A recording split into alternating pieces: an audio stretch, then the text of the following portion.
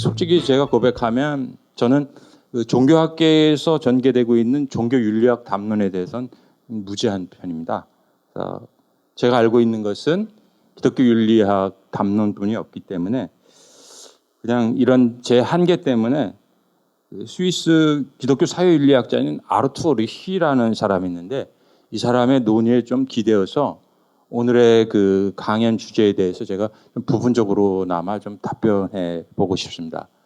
이 아르투어 리히는 윤리행위의 주체로서의 인간을 관계적 존재로 규정합니다. 그래서 리히에게 있어서 인간은 나로서의 자신, 그 다음에 타인들, 자연환경과 관련을 맺고 있다. 이런 의미에서 그는 나와 나 자신의 관계, 나와 타인들의 관계, 나와 자연환경과의 관계가 인간의 기본 관계를 구성한다라고 주장합니다. 여기서 좀 주의해야 될 사항이 있는데요.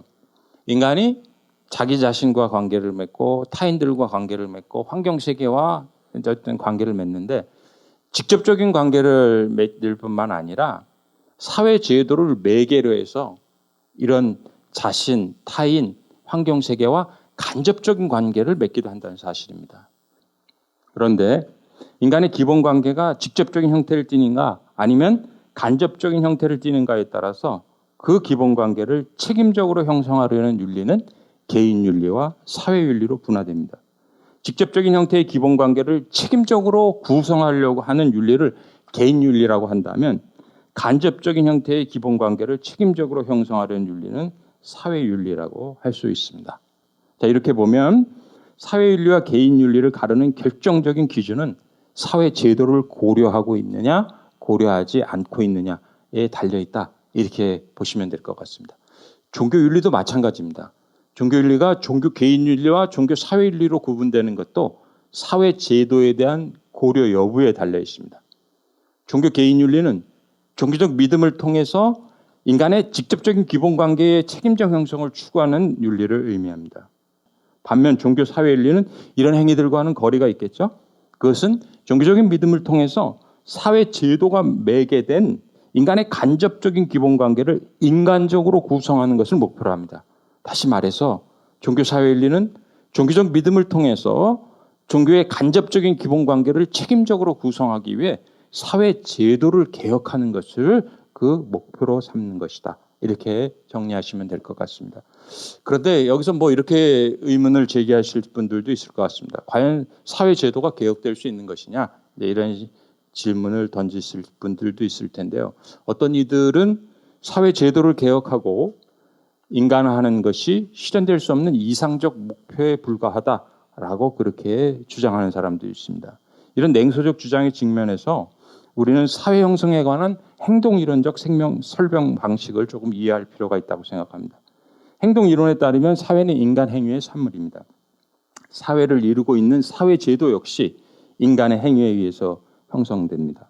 여기서 주의해야 될 사항은 사회제도가 인간 행위의 산물이라는 것은 사회제도가 인간의 행위에 의해 개혁될 수 있다는 사실을 함축한다는 점입니다. 사회제도는 인간 행위에 의해 형성되었기 때문에 다시 인간 행위에 의해 개조될 수 있다는 것입니다. 이런 의미에서 릭시는 사회제도가 자연적이고 변화될 수 없는 것이 아니라 역사적이고 변경될 수 있는 것이다 라고 그렇게 강조하고 있습니다. 자, 이런 정의에 충실하면 종교사회윤리는 사실적인 것에만 만족할 수 없고 당위적인 것까지도 포괄해야 된다는 주장에 도달하게 됩니다. 흥미로운 점은 리시가 이런 사실적인 그러한 단어보다는 사실적인 것을 사실부합적인 것으로 당위적인 것을 인간 부합적인 그러한 표현으로 표현하고 있다는 사실입니다. 일단 사실부합적이라는 것은 객관적인 것을 가리킵니다. 또한 사실부합적인 것은 실체적이고 지속적이며 실현 가능한 것을 의미합니다. 그 다음에 이제 인간부합적인 것은 도대체 뭐냐라고 그렇게 질문을 하면 리시는 이 인간부합적인 것에 관해서는 명확한 정의를 시도하지 않습니다. 대신 인간부합적인 것들의 기준을 한 7가지 정도로 제시하는데요. 일단 리시가 내세우는 7가지 기준은 피조성, 비판적 거리, 상대적 수용, 상관성, 공동인간성, 공동피조성, 참여성의 기준을 가리키는데 이 7가지 기준 가운데 이 사람이 그래도 가장 많이 언급하는 것이 상관성, 공동인간성, 참여성의 기준입니다. 이 상관성은 대체로 종교 윤리적인 가치들을 다루는 일과 관련됩니다. 흔히 자유와 섬김, 남을 섬기고 자유롭게 사는 것이 상충된다고 이야기하지만 종교에 있어서 자유와 섬김은 그렇게 대립관계에 서 있는 건 아니다. 이제 리키는 얘기합니다. 자유는 자기가 원하는 대로 살아가는 것을 뜻하지 않습니다. 오히려 자유는 자발적인 결단에 의해 타인에게 이바지하는 것을 염두에 두면서 스스로를 규정하는 자유를 의미합니다. 그 다음에 이제 공동인간성인데요. 공동인간성이라고 하는 건 타인과 더불어 타인을 위해 사는 인간성을 뜻합니다. 종교인이 인간답게 존재하는 것은 홀로 있을 때가 아니라 타인과 함께 있을 때다. 따라서 종교윤리에서 참된 인간성이라고 하는 건 공동인간성을 가리킨다. 그러면 경제 영역에서 공동인간성의 기준은 노사 공동결정, 독일어로 mitbestimmung이라고 얘기하는데 노사 공동결정을 제도화하는 것으로 구체화할 수 있습니다. 노사 공동결정은 보통 영미식의 자유주의적 기업 지배구조에서 발견될 수 있는 기업가의 단독 결정 제도와 반대되는 개념입니다. 그 다음에 참여성이라고 하는 것은 권력 구조, 법률 구조, 행정 구조, 소유 구조 등이 그와 관련된 사람으로 하여금 이 구조들에 근거한 권력, 법률, 제한, 재화 등에 참여할 수 있도록 하여서 일방적인 특권의 형성을 구조적으로 저지시키는 것을 의미합니다.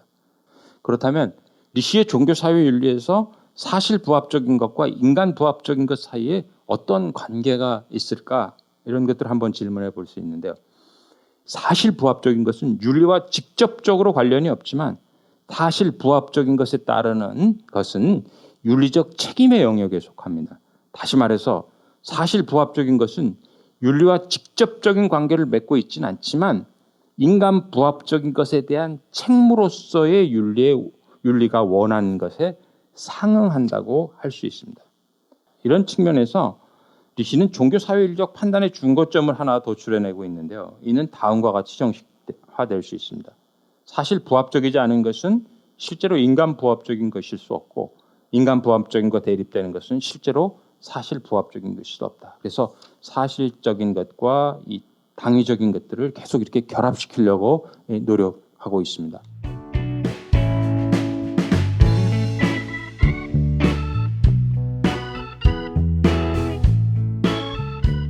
이런 경제 문제에 대해서 이제 윤리적인 성찰을 시도하는데요.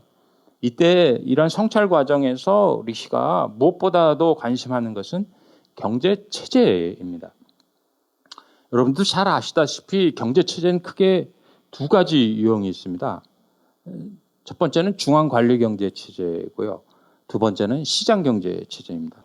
리시는 중앙관리 경제 체제를 시장 경제에 의해 상대화될 수 없는 경제 체계로 규정합니다.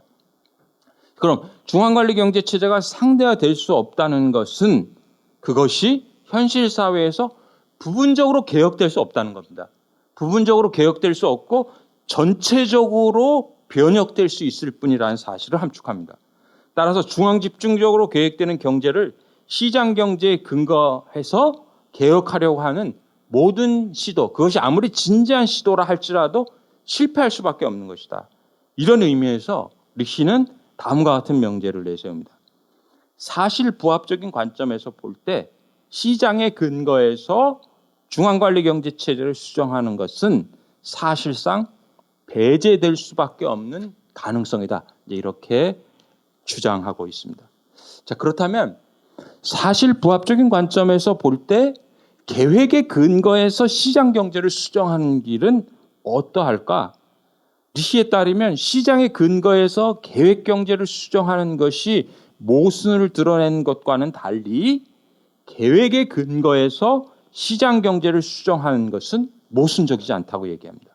자, 시장 경제는 모든 형태의 계획과 원칙적으로 대립하지 않습니다. 왜냐하면 시장 경제도 그 자체가 계획된 경제, 곧 탈중심적으로 계획된 경제이기 때문입니다. 결국 경제체제에 대한 그의 종교사회윤리적 성찰은 계획의 근거에서 시장 경제를 수정하는 노선을 선택하는 것으로 마무리되고 있습니다. 자, 이제 체제 수준에서 시장 경제 체제가 선정되었기 때문에 다음 단계로 리히가 종교사회윤리적으로 숙고하는 대상은 시장 경제 체제의 제도 형태입니다. 여기서 제도 형태라고 하는 것은 기본 경제 체제 내에서 실제로 존재하거나 존재할 가능성이 있는 경제 질서의 구성 형태를 의미합니다. 첫 번째는 자본주의적 시장 경제입니다.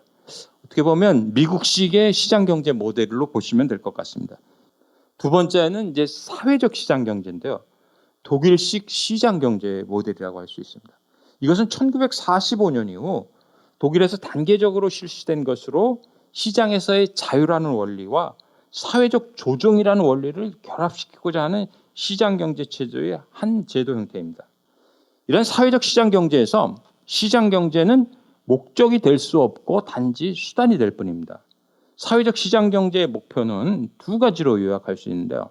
그 첫 번째는 경제 주체의 사업 의욕, 혁신 마인드, 수행 능력을 고양하여 효율적이고 삶에 이바지한 경제를 가능하게 하는 것입니다.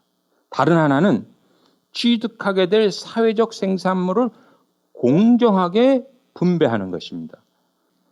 세 번째는 민주주의적 시장 경제입니다. 스웨덴식 시장 경제 모델이라고 할 수 있는데, 이 민주주의적 시장 경제 모델은 사회적 시장 경제의 특수한 형태입니다. 그러니까 독일식의 시장 경제 모델에서보다 스웨덴식의 시장 경제 모델에서 국가가 더 분배 문제에 더 적극적으로 더 이렇게 개입한다, 이렇게 보시면 되겠습니다. 민주주의적 시장 경제에서 기업가들은 생산 영역에서 자유를 갖습니다. 따라서 사적 경제의 진행 과정에 대한 국가의 본질적인 간섭은 존재하지 않는다고 볼 수 있습니다. 하지만 국가가 사회적 생산의 결과물을 분배하는데 커다란 영향력을 행사합니다. 이를 위해 중요한 수단으로 들 수 있는 것이 연대적 임금 정책과 국가의 재정 정책입니다. 그다음에 이제 네 번째는 사회주의적 시장 경제입니다. 사회주의적 시장 경제는 공동 소유를 강조한다는 점에서 사회적 시장 경제나 민주주의적 시장 경제와 차이점을 지닙니다. 물론 사회주의적 시장 경제가 공동적 소유를 내세운다 하더라도 그것이 사적 소유를 완전히 부정하는 것은 아닙니다. 리히는 이러한 시장 경제 체제의 제도 형태들에 대해 사회윤리적 성찰을 시도합니다. 사실 부합적인 관점에서 볼 때 네 가지 제도 형태들 가운데 자본주의적 시장 경제가 가장 사실 부합적인 제도 형태인 것처럼 보입니다. 그런데 이런 문제와 관련해서 리히가 강조하는 사항은 시장 경제 체제의 제도 형태들의 사실 부합성을 판단할 때 빈부격차, 실업, 가난 등을 해소하는 데 드는 사회적 비용을 고려해야 된다는 사실입니다. 이러한 사회적 비용을 발생시키는 제도 형태는 개별 경제적으로 플러스 요인이 있다 하더라도 경제의 전체적인 효율성을 떨어뜨릴 수밖에 없지 않겠느냐, 이렇게 봅니다. 반대로 인간적이고 사회적인 차원을 고려하는 제도 형태는 그렇지 않을 경우 사회가 떠맡아야 하는 외부 비용을 최소함으로써 경제의 전체적 효율성을 증진시킬 수 있지 않겠느냐, 이렇게 봅니다.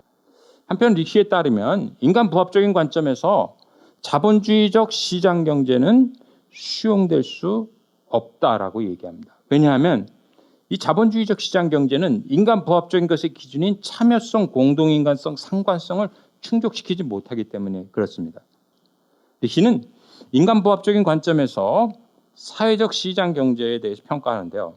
사회적 시장 경제는 자본주의적 시장 경제와 달리 수용될 수 있다고 판단합니다. 그 다음에 이제 민주적 시장 경제도 상관성, 참여성, 공동인간성의 기준을 충족하고 있음에 분명합니다. 이 셋 가운데 특히 참여성의 측면에서 보면 민주주의적 시장 경제가 사회적 시장 경제보다 진보된 형태라고 할 수 있습니다. 민주주의적 시장 경제의 핵심적인 특징은 노동자 기금에 있었죠. 이 제도 형태에서 노동자들은 노동자 기금을 통해 기업의 생산 수단에 상당한 정도로 참여한다. 그들은 기업의 이윤에 큰 지분을 가지고 참여하며 기업 정책에도 적지 않은 영향력을 행사한다라고 그렇게 볼 수 있습니다. 그런데 이런 노동자들의 참여는 개별적이고 직접적인 방식이 아니라 집단적이고 간접적인 방식으로 이루어지죠. 왜냐하면 개개의 노동자들이 아니라 노동조합이 노동자 기금을 관리하고 자본 참여로부터 발생한 이윤도 노동자들 개인에게 분배되는 것이 아니라 사회보험공단으로 흘러가기 때문입니다. 이런 특성으로 인해 민주주의적 시장경제는 사회적 시장경제보다 사적인 자본 집중과 개인적인 권력 형성을 더 강력한 수준으로 제한할 수 있다는 장점을 지닙니다. 사회주의적 시장경제는 사회적 시장경제나 민주주의적 시장경제와 마찬가지로 상관성, 참여성, 공동인간성의 기준을 만족시킵니다. 그러면서도 사회주의적 시장경제는 대규모 생산 수단을 공유하는 공동경제적 기업 형태를 내세움으로써 이 두 제도 형태보다 더 참여성과 상관성의 기준에 충실하고 있다고 봅니다. 마지막으로 종교사회윤리의 매개체로서의 시민사회단체 얘기를 좀 해보겠습니다. 그렇다면 종교인들의 사회윤리적 행위를 통해서 사회제도의 개혁은 구체적으로 어떤 방식으로 실현될 수 있을까? 이런 질문에 대해서 여러 가지 방도들이 제시될 수 있겠지만 제 생각에 그 가운데 결정적인 것의 하나로 종교인들이 시민사회단체와 관련을 맺는 것을 들 수 있지 않겠나 생각합니다. 시민사회단체는 사회과학적 지식의 용이한 접근과 개혁적 행동의 효율적 결합성이라는 장점을 지니기 때문에 현대사회에서 종교인의 사회윤리적 행동은 어떤 방식으로든 시민사회단체와 결부될 수 있습니다. 현대사회에서 종교기관이 단독적으로 그리고 직접적으로 사회개혁을 실현하는 것은 불가능하다고 생각합니다. 그래서 사회개혁을 추구하는 종교기관은 어떤 형태로든 시민사회단체와 결합되지 않으면 안 된다. 이제 이렇게 생각하는데 이런 의미에서 시민사회단체는 종교사회윤리가 추구하는 사회제도의 개혁을 구체화시킬 수 있는 종교사회윤리의 중심적 매개체라고 할 수 있다라고 생각합니다. 종교기관이 종교사회윤리의 목표인 사회제도의 개혁을 실현하려면 시민사회단체와의 연대를 공고히 해야 한다고 생각합니다. 이를 위해서 인적 자원과 물적 자원이 상대적으로 풍부한 종교기관이 시민사회단체, 재정적으로 힘든 이런 시민사회단체를 충실히 후원할 필요가 있지 않겠느냐 이렇게 생각합니다.